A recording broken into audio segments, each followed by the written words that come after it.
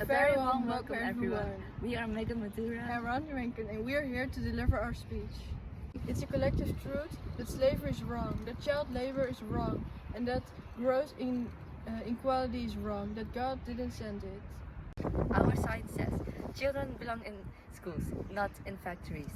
We chose to put this on our sign because children are supposed to be in schools, learning new things. In countries such as Afghanistan, Congo, and Pakistan, there are factories where children work.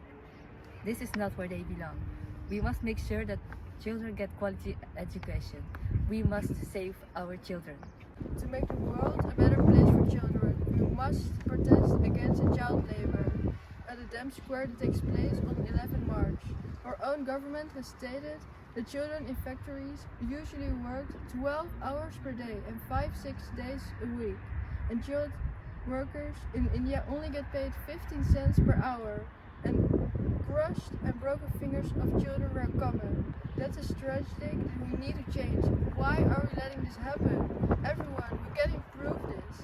The society, the childhood, millions of lives. And yes, we can change the world if we all work together and save the children. Join us to be part of the improved society. There's a worldwide poverty. 160 million people. 10% of all these children are victims of child labor. 25 million people suggested child labor. We need to end this by spreading awareness and do something about this.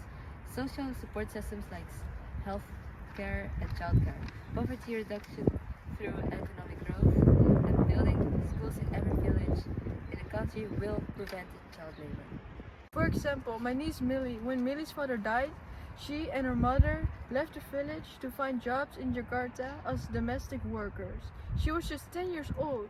Millie separated from her mother when she found an employer. At the beginning, she was treated just fine, but after a while, Millie worked on her verbal abuse and constant harassment. Is this acceptable? Is this fair? She felt unwanted and useless.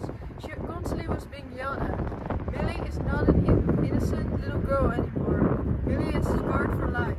Another example of a child who has experienced child labor is Kader, an 8-year-old girl who has 2 sisters and 2 brothers.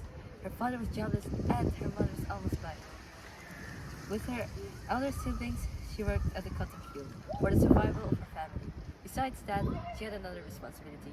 She was her mother's eyes.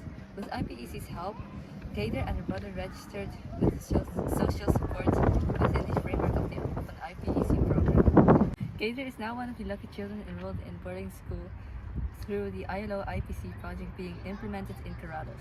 We want to conclude the speech by saying that we need to take immediate action. The government and we, citizens, play important roles to end child labor. Laws against child labor should be tightened. Free education and food should be provided to children. As a citizen, it is important to report child labor to the nearest police station and make the world a better place.